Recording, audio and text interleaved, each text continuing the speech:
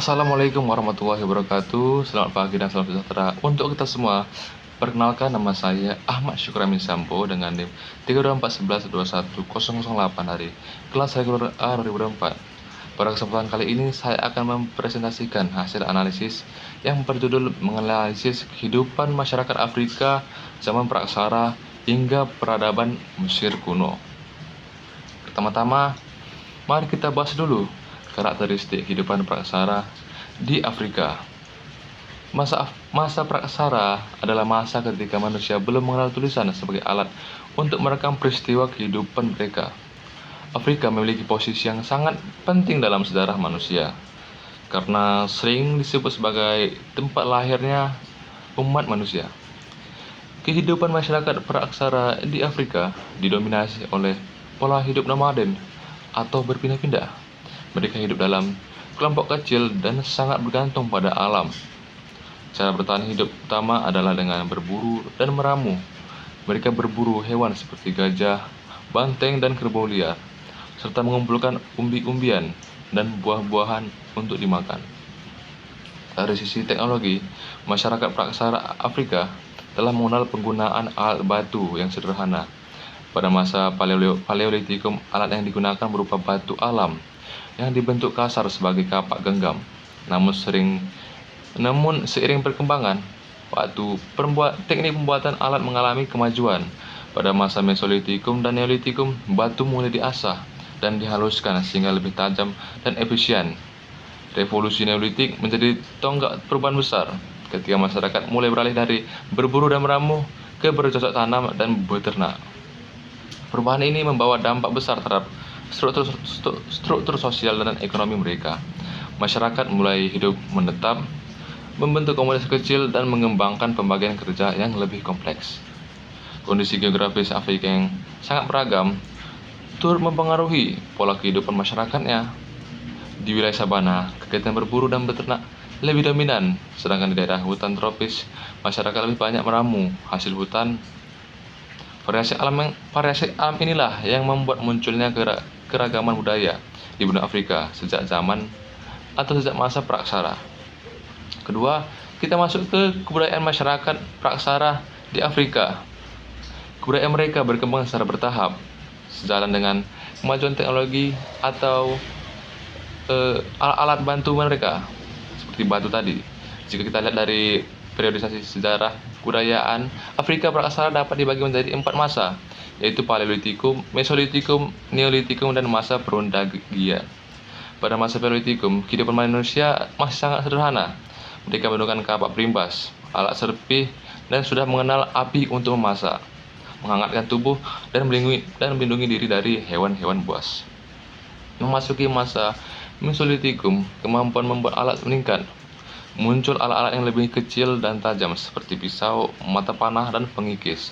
Mereka mulai hidup semi menetap di gua-gua, meninggalkan jejak berupa tumpukan sisa makanan, tulang, dan kerang yang dikenal sebagai kejoken Modinger atau sampah dapur. Kemudian pada masa Neolitikum terjadi perubahan besar. Masyarakat mulai bercocok tanam dan beternak. Mereka juga sudah bisa membuat tembikar untuk menyimpan air dan makanan mereka. Inilah tanda lahirnya kehidupan yang lebih maju dan teratur. Selain itu, masyarakat praksara Afrika juga mulai mengenal kepercayaan terhadap kehidupan setelah mati.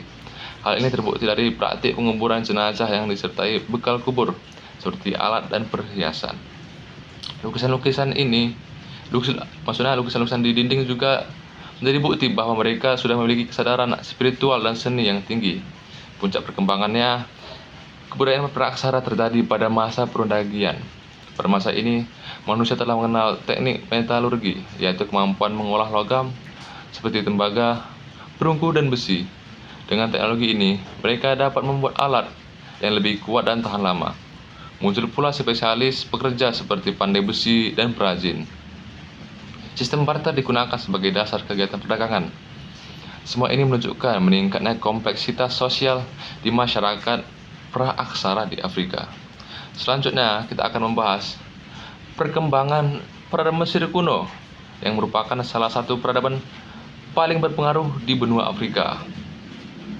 Peradaban ini tumbuh di sepanjang lembah Sungai Nil sekitar tahun 3150 sebelum Masehi, ketika Raja Menes berhasil menyatukan Mesir Hulu dan Mesir Hilir.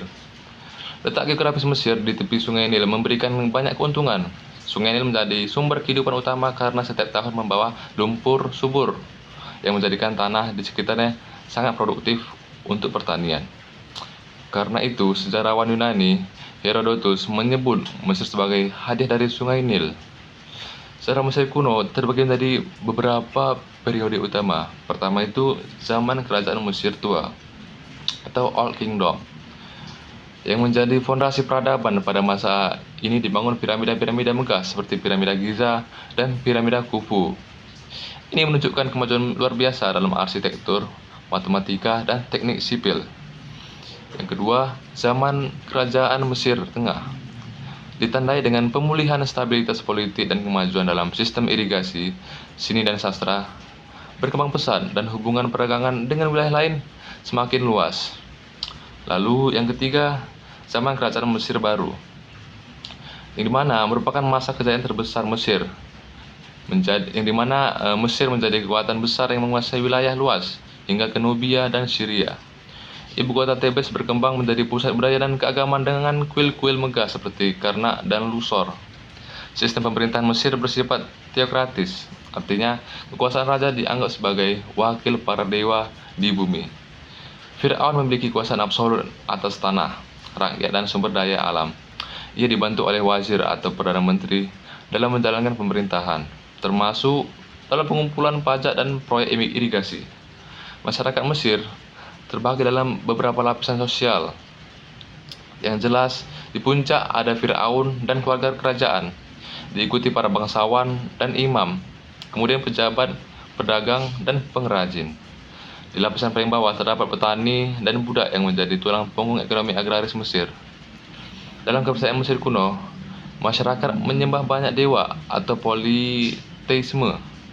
Dewa Ra dianggap sebagai dewa matahari tertinggi, Osiris sebagai dewa kematian, dan Isis melambangkan kesuburan.